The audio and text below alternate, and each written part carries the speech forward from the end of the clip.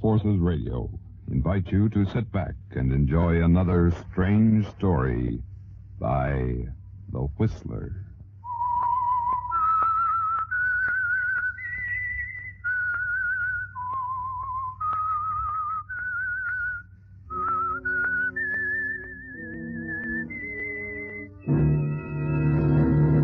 I am the Whistler, and I know many things, for I walk by night. I know many strange tales hidden in the hearts of men and women who have stepped into the shadows. Yes, I know the nameless terrors of which they dare not speak. And now, The Whistler's strange story, The Prosecutor.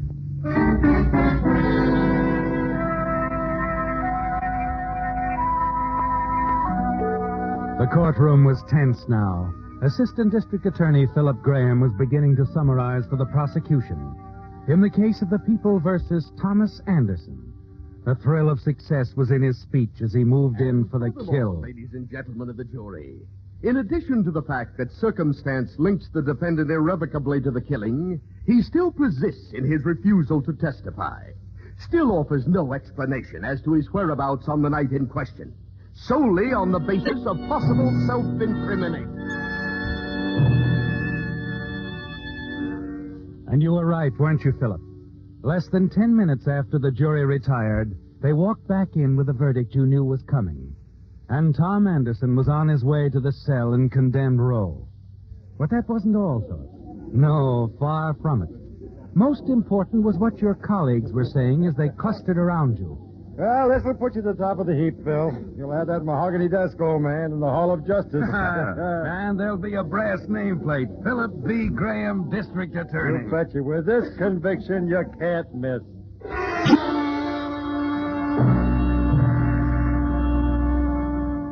And they were right, weren't they, Philip? The voters made it official 2 weeks later. And only you know what kind of a job you really did. Yes. It isn't easy to convict a man when you know in your heart that he's completely innocent.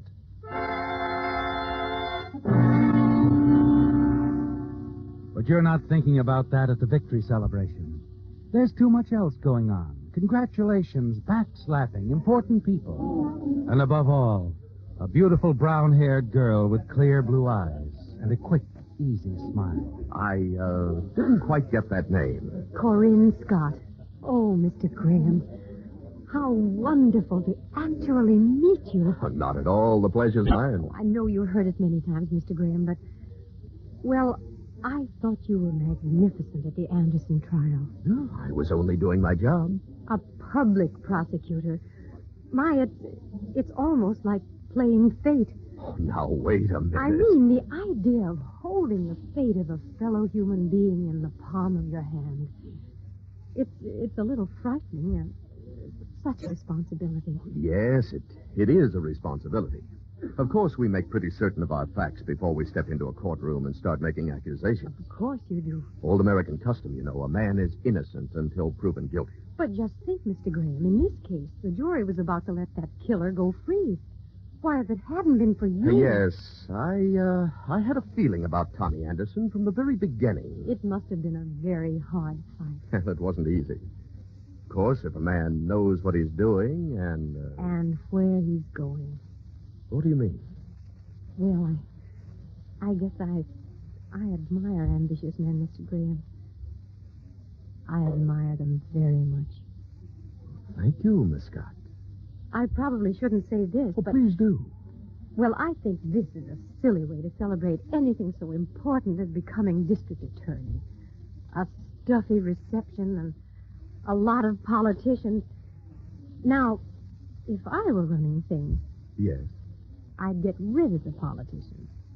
I'd reserve a table for two at a little restaurant I know where the steaks are heavenly and there's vintage wine, crepe Suzette. And champagne? Veuve Clicquot 1940, no less. How does it sound? You're a pretty good salesman. Well, that's all. That's what I do. And when would you do it? Oh, tomorrow night, perhaps. Say about 9. You know I'm a married man, of course. What's that got to do with the victory celebration? Well, if that's the way you look at it. 9 o'clock tomorrow night.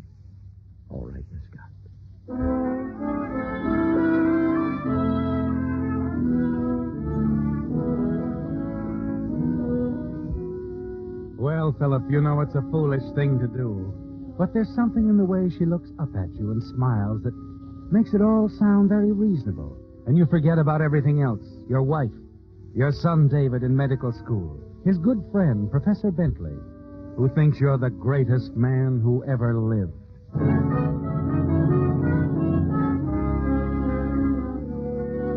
At 8:15 the following night, you're standing before the mirror in your bedroom, adjusting your tie. Corinne is lovely, isn't she? And as you put on your dinner jacket, you're thinking of the soft lights and the music. Oh, there you are, Dad. Here he is, Professor. Almost gave you up, Dad. Thought you weren't coming. Hello, son. Got the culprit at last. I told you he wouldn't walk out on us, Dave. Hurry up, Dad. We're a half hour late as it is. Well, what do you mean we're late? Say, what's the idea of the dinner jackets, Mr. Graham? Yeah, there's nothing formal about Wait a this. minute. What's this all about? Huh? You going somewhere? Are we going somewhere? Dad, you didn't forget. Oh, forget what? Tonight, you promised you'd go. Promised I'd go where? Don't you remember? The faculty's having a father and son night. Professor Bentley's in charge. Good Lord, I did forget. Oh, I know, Mr. Graham. You're a busy man. Dad, you've never forgotten before. You've come with us every year now. I'm awfully sorry, son. Professor, I just can't make it. What is it? Where are you going? Well, it's a committee dinner, son. Very important. I simply can't get out of it. But, Dad... I said I can't get out of it. Let it go at that, will you? All right, Dad. I'm sorry.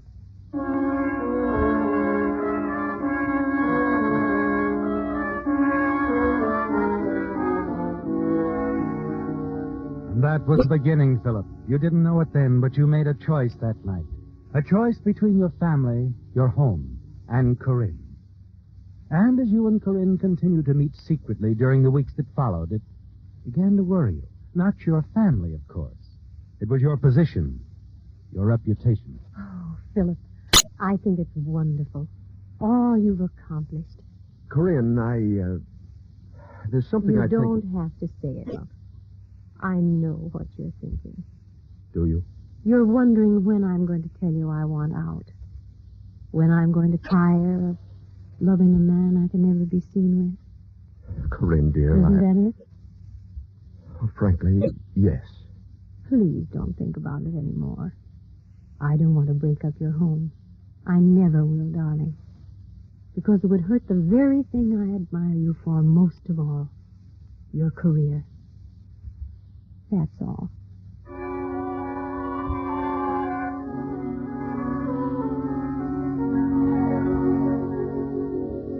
Well, Philip, you can have it all now. Your family, your career, and Corinne. She's right, isn't she?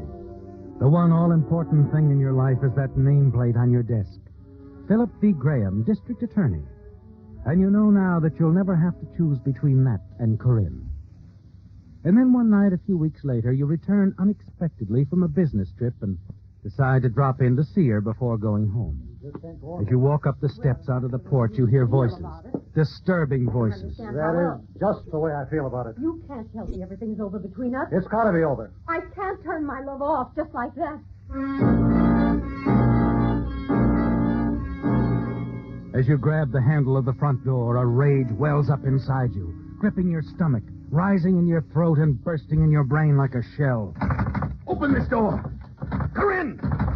Corinne! Philip, why did you come here? Never mind that. Who are you talking Oh, to? Philip, be quiet. Don't lie to me. Where is he? Philip. Tell me I heard someone in here. Where's he hiding? Oh, please, Philip. Get out of my way! You step past her. The closet door is partly open. And as you walk toward it, Corinne steps to the light switch, and the room goes dark. Turn on that light. Oh, here you are. I knew it. As you struggle with him in the darkness, you realize he's too powerful for you. He forces you back against the table. Your hand lights on a heavy metal bookend. In a blind rage, you swing it high.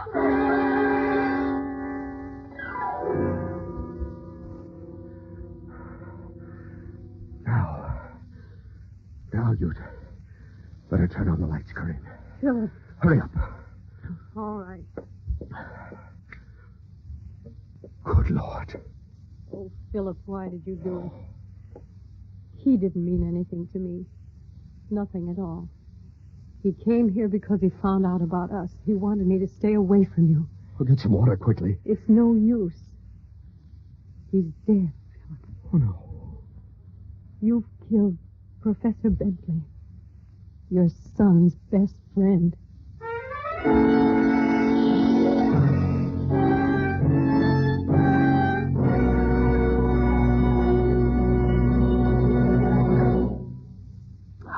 This is Alfred Hotkick.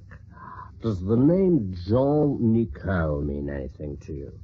Perhaps it should, and I shall tell you why. 400 years ago, Jean Nicot was a respected scholar and diplomat. He wrote many learned articles and compiled a dictionary of the French language.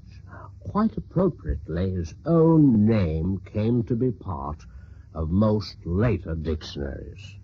For you see, while Monsieur Nicot was serving as ambassador to Lisbon, he became fascinated by a strange plant that had been brought over from the new land of America. When he returned to his own country in 1560, he took some specimens of the plant with him, and in this manner he introduced tobacco to France. Nicot's countrymen began to associate his name with the smoke-producing leaves, but the older Indian word, which sounded like tobacco, became more common. Nicot, however, was not completely left out. His name lives on in nicotine, the poisonous drug in the plant he introduced to France. So there you have the moral of my story. Beware of those who would name something after you. Should it be the wrong thing, you may find your good name poisoned.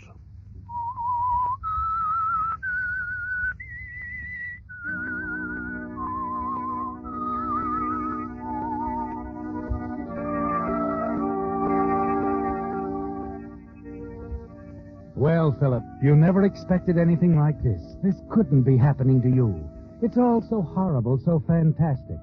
For weeks now, your association with Corinne Scott has seemed so completely wonderful. Now, with the suddenness of the jealous rage that spurred your wild action there in the dark room, the beautiful dream has turned into a nightmare. And Professor Bentley, gentle, friendly Professor Bentley, your son David's friend, lies dead at your feet. As you stand there, stunned, looking down at what you've done, you're vaguely aware that Corinne has come forward and picked up the heavy bookend you used. You sink down into a chair as she moves about, straightening things up, scarcely looking at you. Slowly, you lower your hands from your face and look up at her. Corinne, what are we going to do? You've killed him, Philip. You've killed an innocent man who did nothing more than come here to ask me to stay away from Oh, you. I know that. As soon as the light went on and I saw who it was, I knew why he was here. Oh, Corinne, Professor Bentley was such a good friend to my son, to me. What am I going to say? How can I explain? You wouldn't have to explain if you could get him out of here, Philip. What? If he were found somewhere else, maybe miles from here. Corinne, would you help me do that? Yes, Philip, I would. I never knew anyone could be so devoted, so much in love with a person. I'm not doing it because I love you, Philip. What? Because I don't. I never have. Corinne, what are you talking about? I loathe you, Philip. I despise you and everything you've ever stood for. Have you lost your mind? Oh, the man of stone is crumbling. What's the matter, Philip? You're shaking.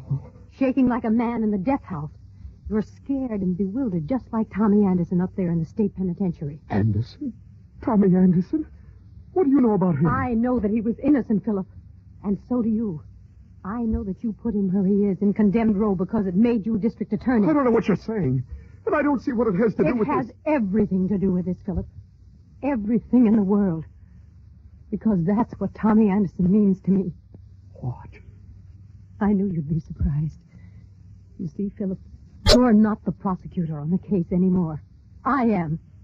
You mean you planned this? You got the professor No, here? not the professor. I had nothing to do with his coming here. I simply intended to involve you in a scandal, Philip. Or rather, a threatened scandal. And Then I was going to give you a choice.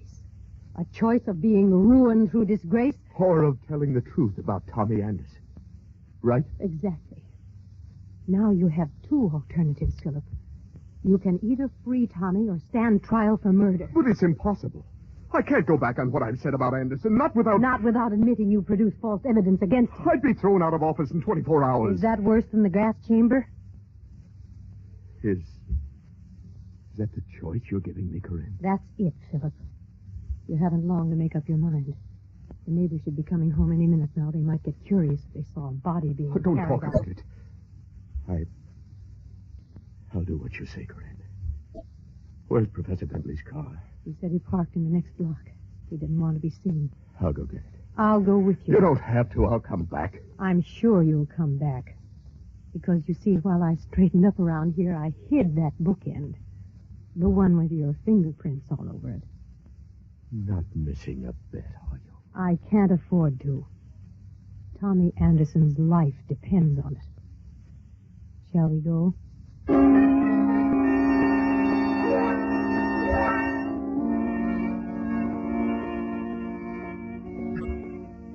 You find the professor's car a block away. Run it into the drive alongside the duplex. Corinne helps you carry the professor's body out of the house to the car, warns you to call her soon, and returns to the apartment. In the next half hour, you live your life over, don't you, Philip? Driving grimly through the night, not knowing exactly where you're going, trying to stay on the darkest streets until you reach the edge of town. The university looms up ahead, a big, slumbering shadow. And you decide there's no better spot than Professor Bentley's own campus. You run the car in beneath the clump of trees, turn off the motor, wipe away your fingerprints, and climb out.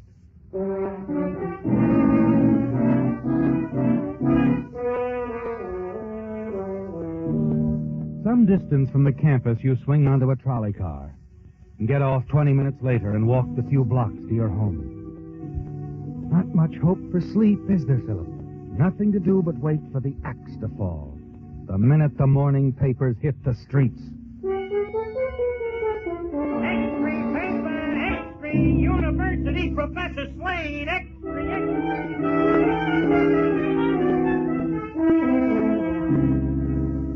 Police offer the theory that the killing might be a gangland reprisal against District Attorney Philip Graham, whose home the slain professor often visited. Recent efforts by the Graham regime to rid the city of gangster domination are known to have caused threatening talk in many quarters, a City Hall spokesman said today. While Graham himself could not be reached concerning his...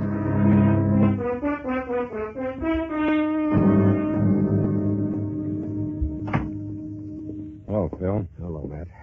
Anything new? Wish there was. The boys have been on it 48 hours now without arrest. You're not giving up, are you? You know me better than that. The day I give up, I'll resign as police commissioner. They know what the professor meant to you and your boy, Phil. We'll get the guy who did it if it takes us 20 years. Oh, just a second. Yeah. There's a Miss Scott calling, Mr. Graham. Wait a minute. I told her you were busy. She says it's quite important. All right, put her on. Hello, Philip? You called at a bad time. I'm busy with the police commissioner. Go ahead, Phil. Don't mind I'll me. be brief, Philip. I've waited 2 days now. That's all I intend to wait. I want a signed statement about Tommy. Look, I'll have to see you first. I told you I'm not going to wait any longer. It had better be tonight. All right, tonight. 9 o'clock? Make it 10. All right, 10. And I wouldn't be late if I were you. No, of course. Goodbye. Appointments, favors, business as usual. What do they think I am, anyway? Tough on you, I know, Phil. Well, I better get back and see if the boys did anything with the one lead we've got. What's that? A girl? A girl? We think the professor had a date with a girl that night. Some dame who was paid to lure him into the trap. You mean on the campus? Nah, he wasn't killed on the campus. We knew that from the first. He was probably murdered in the girl's apartment. Oh. I see. We're checking every move he made that night. We'll find her, if she's alive. What do you mean by that? Well, she's a pretty important girl. To both our side and theirs. I wouldn't be surprised to find her in the river one of these mornings. I'll see you later, Phil.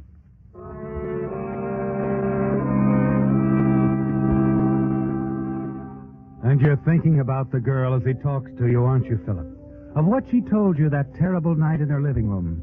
That you have two alternatives, Philip. You can either free Tommy or stand trial for murder. But there's another choice now, isn't there? Yes, it's been done before. The usual disappearance of the key witness with all the gangster trimmings. They'll never question it for a moment. At 5 minutes of 10, as you walk onto the porch of Corinne's house for the first time since the murder, you've made a terrific decision. You're going to kill her. Well, you're right on time, Philip. I'm always on time. Well, it won't take long. I didn't quite understand what you meant this afternoon about discussing it. There's nothing to discuss. I wanted a signed affidavit that you sent Tommy Anderson up on manufactured evidence. I'll be only too happy to walk out of your life. It's very simple. It's not that simple, Corinne. I want that bookend, for one thing. Naturally. What about your signed statement? Here you are. I wrote it at the office this afternoon. It's all there. Certainly is. What about the bookend? Just a minute. I'm enjoying this. You know, Philip, I'd never believe you could be so thrilled. Where is it? It's there on the table in plain sight. You didn't hide it. Not that one. I hid the mate to it, Philip, very conveniently, just in case you decided to steal it, in a drawer under a pile of papers where I knew you'd find it. You could never tell them apart without a microscope, of course. Fingerprints are hard to see. Philip? Wait a minute. You can't get away with...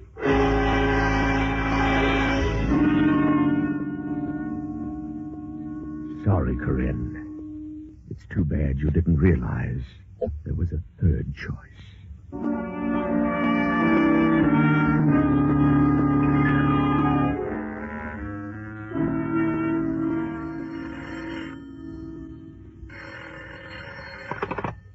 Graham speaking. Phil, there's a big break in the Bentley case. Go on. The girl I told you about. She's more than a theory now. She's a corpse. Found her dead in her apartment this morning. Any idea who did it? We know who did it, Phil. That's pretty quick work. You want me to send a car for you? For me? I'm afraid so. Where are you? Her apartment. We've got the suspect here with us. Oh, you have him there? That's right. Oh, sure, Matt. Send a car. I'll be right over.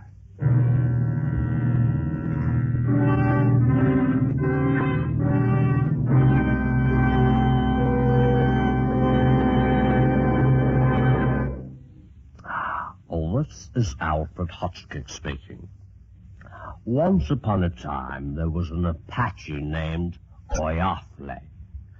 Freely translated, this means one who yawns. Obviously, this was not a proper name for a warrior who wished to strike terror in his opponents. So Oyafle, perhaps after consulting an early-day version of an actor's agent, selected a name which he felt was more appropriate. Soon, he was the terror of the Southwest. Throughout the area, people trembled with fear when they heard the name Geronimo. Years later, of course, Oyafle's nom de guerre came into different use.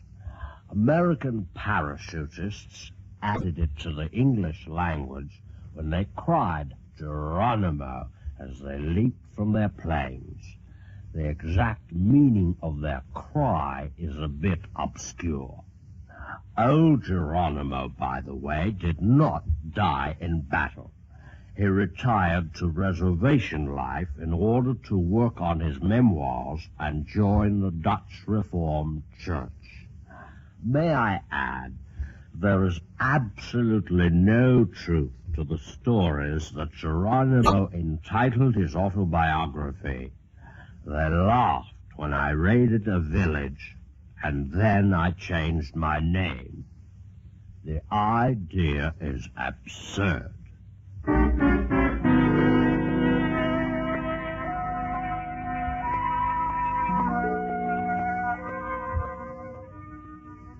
Well, Philip, it was a terrible moment, wasn't it? Listening to Police Commissioner Matthews telling you over the telephone they knew who killed Corinne Scott, while your mind reached out frantically for some detail you might have overlooked. The bookend, the bottom of the river where it belonged, the affidavit, carefully burned after you left the apartment, fingerprints, tire tracks, witnesses. You'd been too careful for that. Then the wonderful words almost made your heart stop, that they had the suspect there with them. Someone else, Philip. They'd made a mistake. A staggering, wonderful mistake. The homicide squad is all over the apartment when you arrive. Well, glad you got here so soon, Phil. I dropped everything, of course. Where's the suspect? In the bedroom. You know, Phil, I wish there was some mistake about this. Huh? For the first time in my life, I wish I had nothing to do with cracking a case. What are you talking about?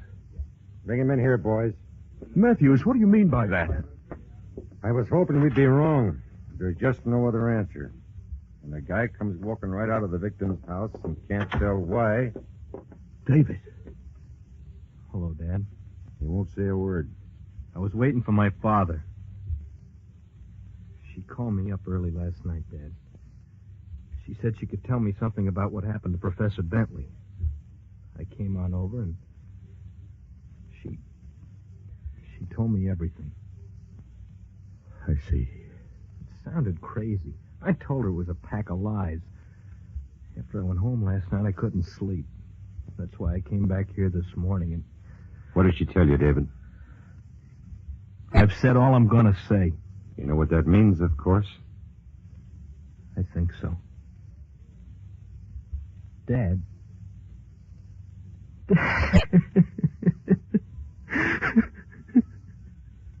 Matt. Yeah, Phil? You'd better get a stenographer. I've got a story to tell you. A story that begins with Tommy Anderson and ends right here.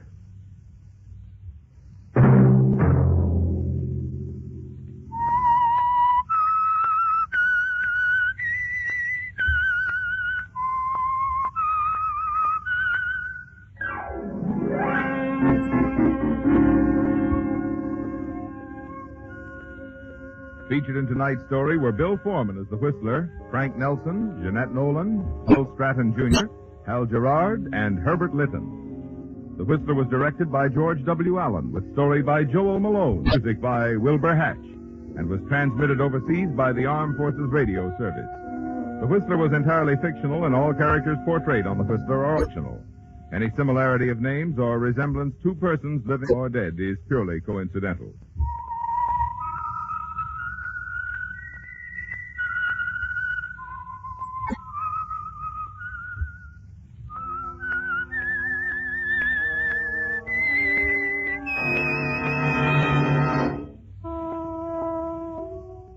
Tune in again next week at this same time for The Whistler.